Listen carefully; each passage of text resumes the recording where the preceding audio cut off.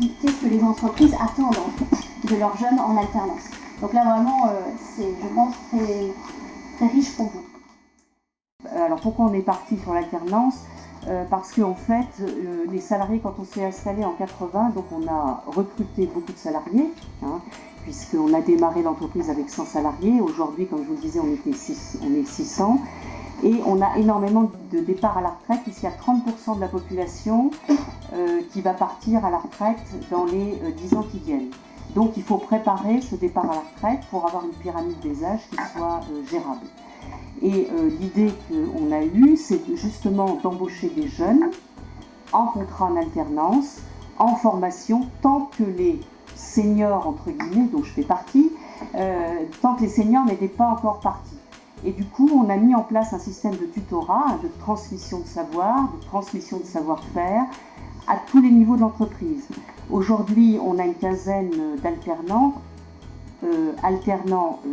donc bac, CAP, donc niveau ouvrier, BTS donc en maintenance, donc des BTS techniques, BTS secrétariat, assistante, et également on a 6 jeunes qui sont en contrat en alternance au niveau ingénieur. Hein. On travaille avec l'IFMA à Clermont et avec Polytech. Hein, voilà. Donc on prépare, si vous voulez, le choix de l'entreprise, ça a été d'embaucher des jeunes en alternance pour préparer les départs. Et on a mis en place, donc, comme je vous le disais, des systèmes de tutorat.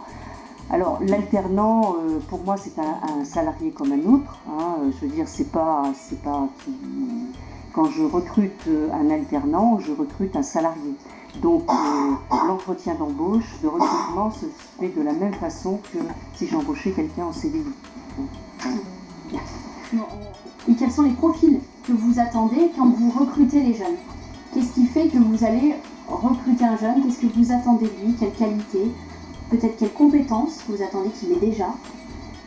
Si vous voulez continuer, peut-être, Madame. Dans ma petite boîte, oui, de la maturité et de l'autonomie. C'est-à-dire qu'un jeune qui a jamais eu d'expérience professionnelle, ça va être très compliqué parce qu'il faudra vraiment que je sois derrière lui. Et je suis désolée, mais j'ai pas le temps. Même si je suis la tutrice et que ça devrait être mon travail, j'y arrive pas. Donc il me faut vraiment, et c'est vrai que je recrute plus des filles de l'âge de Caroline, dans la trentaine, parce qu'elles ont déjà une expérience professionnelle avant et sont efficaces. Je suis désolée. Elle a dit la trentaine, elle a pas dit exactement, hein, c'est ça. C'est grave. Ça doit être moins, hein. Je me donnerai sa date de naissance pour Plus ou moins 5 ans. Donc de la maturité pour vous. Oui, c'est indispensable. Après, j'estime que, si j'ose dire, j'ai été enseignante pendant 25 ans. Après, j'ose dire que c'est votre boulot à vous, de leur donner les compétences que j'attends. Hein. Moi, au départ, je vais vous amener la personne qui m'intéresse et chez qui je sens du potentiel. Après, à vous. Oui, vous avez raison. Pour vous, Monsieur Roche, quelles sont les attentes? C'est un petit peu différent par rapport à une petite entreprise. Nous, c'est une grande entreprise, donc les gens ont le temps d'apprendre, on va dire. Les premiers mois, on ne va pas leur donner une tâche tout de suite. Au contraire, leur tâche, c'est de poser des questions et c'est d'apprendre, mais pas de travailler, pas de fournir un travail. Voilà. Donc c'est bien une approche bien différente. Et au niveau des profils que vous recherchez? Les profils, donc il y a des profils très variés, parce que dans mon service, par exemple, tous les ans, il y a des apprentis.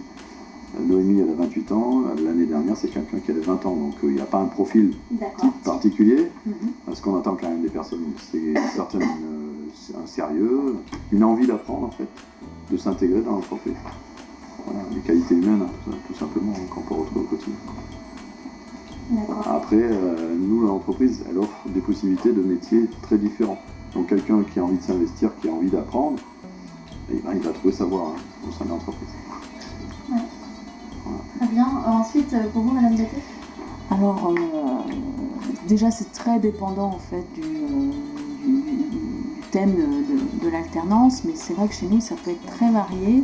C'est-à-dire ça peut être des jeunes voilà, qui n'ont pas forcément beaucoup de formation, à des gens qui sont... moi j'ai pris des alternants qui ont plus de 50 ans.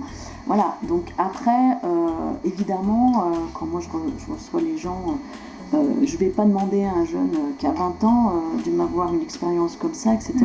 Donc selon le profil et la personne que je reçois, voilà, ce qui est vraiment important, parce qu'on travaille aussi avec des gens qui sont en classement par rapport à des handicaps, etc. Pour essayer, on a quand même une volonté d'intégration de jeunes et de gens qui peuvent venir un peu de l'école de deuxième chance ou des choses comme ça. Après, ce qui est vraiment important, c'est les notions de motivation, c'est-à-dire qu'on sente vraiment que les jeunes, que si vous vous présentez, qu'il y ait quand même une réflexion par rapport à l'entreprise, par rapport au choix du métier et au choix de cette alternance, même si dans certains cas ils ne connaissent pas le métier parce qu'ils vont l'apprendre. Je veux être charisme magasinier, je n'ai pas encore passé le permis cariste, je sais pas ce que... Mais après, c'est la réflexion, c'est pourquoi je vais dans de l'alternance, donc ce que les jeunes témoignages ont effectivement exprimé, c'est pour le revenu, c'est aussi parce que les études... c'est aussi l'approche qu'ils ont par rapport à ça. On peut l'entendre aussi, évidemment, qu'un jeune vient et dit, d'avoir la franchise de dire, moi, j'ai besoin d'un salaire, moi, l'école, ça va pas, mais après, derrière, et quoi, qu'est-ce que tu attends de ça, et comment tu penses construire. Donc c'est vraiment dans cette réflexion de se dire, ce cheminement, pourquoi vers ça, pourquoi vers votre entreprise, et par lesquels on peut voir la motivation et l'intérêt, et la notion aussi de posture et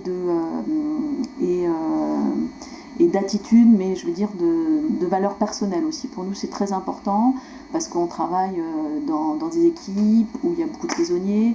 Socialement, c'est très diversifié. On fait du 3-8. Voilà, c'est pas évident sur certains postes. Donc, c'est ces notions-là aussi qui sont importantes. De capacité à travailler en groupe, de capacité à être capable d'interroger quelqu'un quand je ne sais pas, cette maturité en fait personnelle de pouvoir s'intégrer dans une équipe. Donc c'est des critères très importants. Après, si ça va être un alternant plutôt BTS, Bac+2 pour mettre en place de l'ISO, là on va creuser un peu sur plus de compétences, sur de l'amélioration continue, c'est aussi des choses qu'on prend. Donc là, on va être un peu plus sur le métier. Est-ce qu'on est en capacité de donner du sens au projet, de faire passer des messages, etc. Donc c'est un petit peu à la carte en fonction mais en tous les cas, ces notions de motivation et de valeur personnelle et de posture, notamment pour travailler en équipe, ce sont des points qui sont très importants pour nous. D'accord. Donc les valeurs, la posture professionnelle en fait. D'accord. Ensuite, Monsieur Fargeau, alors, pour nous, il n'y a pas vraiment de critères, je dirais, à l'origine. Pas de critères d'âge. On a pu avoir des reconversions professionnelles, des personnes qui n'avaient aucune compétence en comptabilité, qui étaient passées par des formations de rattrapage chez vous l'été sur 2-3 mois. Donc on est vraiment ouvert à tout. Pour moi, il y a 3-4 points qui sont très importants. Même qu'on soit dans un grand groupe, je regroupe Madame Cormier sur le fait qu'on attend que la personne soit opérationnelle assez rapidement, puisque pour moi, c'est vraiment une personne c'est un titulaire à 100%. Voilà. C'est pas un stagiaire, c'est vraiment une personne qui est à 100% dans la société, donc c'est très important.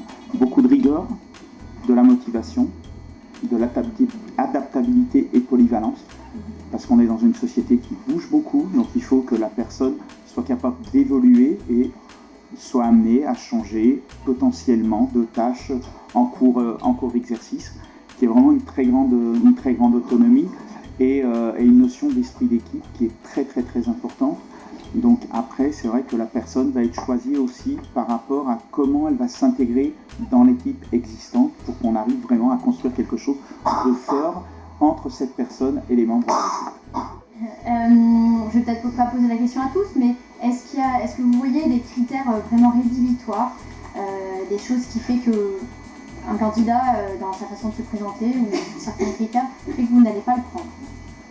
Le manque de motivation, enfin je veux dire, si on voit, parce qu'on n'embauche pas un diplôme, on embauche une personne, donc une personne humaine, donc avec des qualités humaines.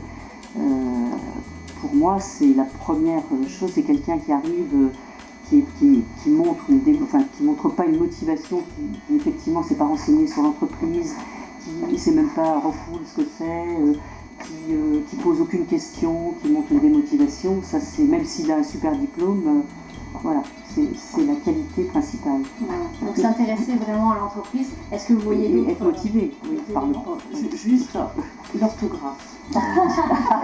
Je sais, tu m'attendais dessus, mais j'en peux plus. J'en peux plus des lettres pleines de fautes. Et oui, Voilà, ça, je suis désolée. c'est la génération. Je l'ai Lettre jeté, de motivation avec faute et le CV. Travailler sur le CV. Il faut que le Oui. CV soit vendeur. En 30 secondes, on voit si le CV on le fait passer Oui, sur la oui. file de droite ou la file de gauche, malheureusement. Bah oui, il faut bien un critère de sélection. Donc, Malheureusement, et on peut passer à côté de personnes très intéressantes, mais un CV ou une lettre avec bourré de fautes.